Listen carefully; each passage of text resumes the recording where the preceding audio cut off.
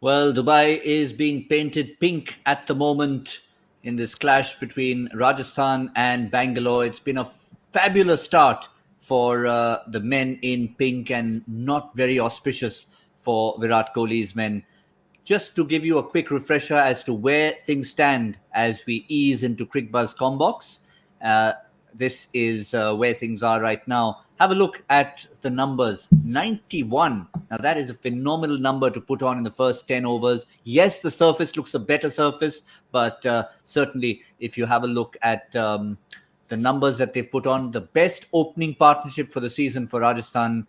And we'll just chat about that in the company of Joy Bhattacharjya. Joy, the first thing to really look at over here is the fact that Rajasthan, we've got a few numbers to throw out at you to start with. The last four matches, including this one, 50 plus opening partnerships against this Bangalore side. 82, 71, 57, 77. That is not a good sign. Not a good sign at all. And if you see the people who are successful for them, it's Chahal and Harshal Patel.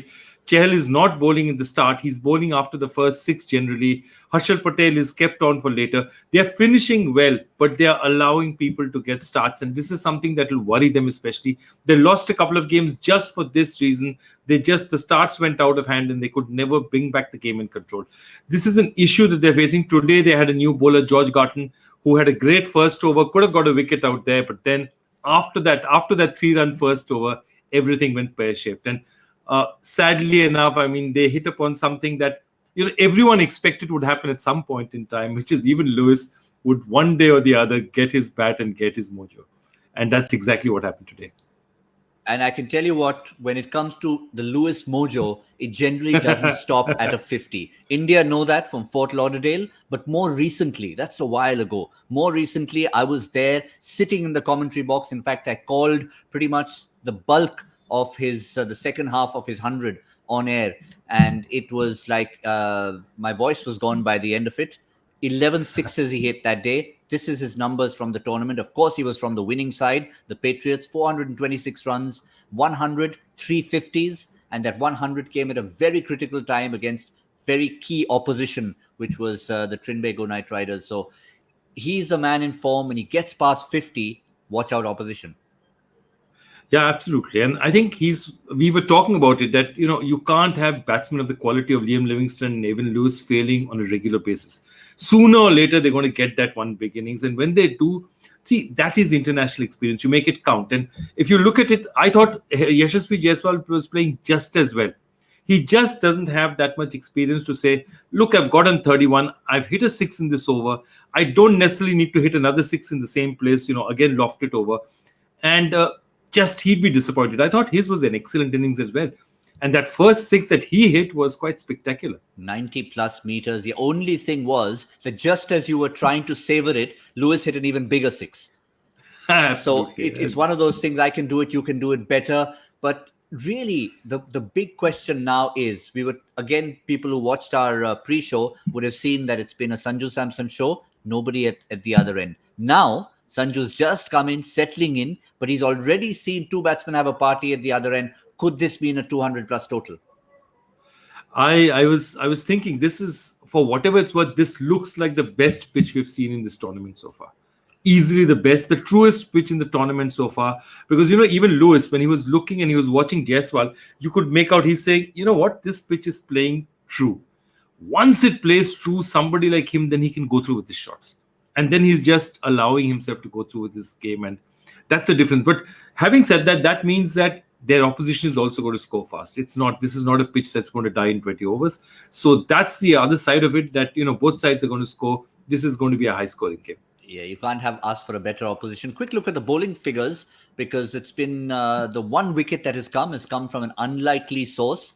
Dan Christian. We again we were about to talk about him in the pre-show, because that's just one area where they've looked at improving. Harshal Patel's gone for a few. George Garton, as you said, Joy, fabulous first over, went for a few in the second. They want to hold Siraj back for the back end. Do they have any other options? These 5 bowlers, Maxwell's been giving them 4. But the question is now, what do they do at the back end? Yeah, I think they will have to hold Garton back. They'll use Garton, a combination of Garton, Siraj, and in the back end, along with, of course, Harshal Patel, who's a specialist in the back end. So I think that's the mix in the end. But I think really they need a few overs from Shahbaz Ahmed out here, because he's the sixth bowler they have. They need to put a bit more variety out there, because I don't think if these guys are in the same sort of form that they continue in, maybe Maxwell might be a bit dangerous. If by chance Lewis gets out, two right-handers, get in Shahbaz for a couple of overs and make sure that you may not have to complete. So you get yourself a little bit of flexibility. And if they don't do that within the next 3-4 overs, they'll run out of options. In fact, Joy, I was a little surprised. I'm glad you brought up Shahbaz, because I remember the last season when they got him into the side, they were also trying him as one of the options for number 3. Now that they've found Bharat for number 3, Shahbaz is lost at the bottom of the order. So what is he playing for as a specialist fielder? No, exactly. They have to give him the ball. Otherwise, they're just not using him. And he is a good bowler. The point is that, Maxwell versus Shahbaz at this point in time, I think, they need to make a choice, and they have to do it. They'll have to do it in the next couple of overs. If they don't do it in the next 2-3 overs, it's gone. Well, the only choice, if the 5 bowlers can't do it, the 6th bowler goes by the name of Cricbuzz Comm Box. So Virat Kohli, he couldn't turn to Shahbaz. He just had a quick thing. Guys, can you help me out? And we've done the job. Cricbuzz Comm Box strikes. Bangalore fans will love us. Jaipur fans will be turning off from us for now. We'll try and get you back. We promise. We're sorry about that. We extended the conversation by 1 sentence too many, Joy. Wicket fallen. Evan Lewis gone. George Garton comes back. Short ball. Lewis hits it straight up in the air. Bharat takes a safe catch. Could this be 200 turning into 175 now? It could very well be, because this is not a team that bats very deep. So, you still have Liam Livingstone coming out there, experienced player. But, they're now 1 wicket away from a lot of guys who may not be that experienced, for a lot of guys who may not be that sure of themselves. So, a golden opportunity for Rajasthan. Let's hope they hold on to it. It's a 180 plus total. But yeah, when you are a Rajasthan supporter after so many years, you begin to worry when you see 2 wickets down. Yes, certainly. So it's not going to be a Lewis 100. Livingston, Lomror, Tewatia, Morris, lots to come. Can they feast on the Bangalore bowling, or can Garton's first wicket spur him on? Lots to talk about. Thank you, Joy. That was Cricbuzz Comm Box. We'll see you all at the end. All we know is even if it's not 200, it's going to be a decent total on the board. We'll make for a mouth-watering run chase. We'll see you at the end.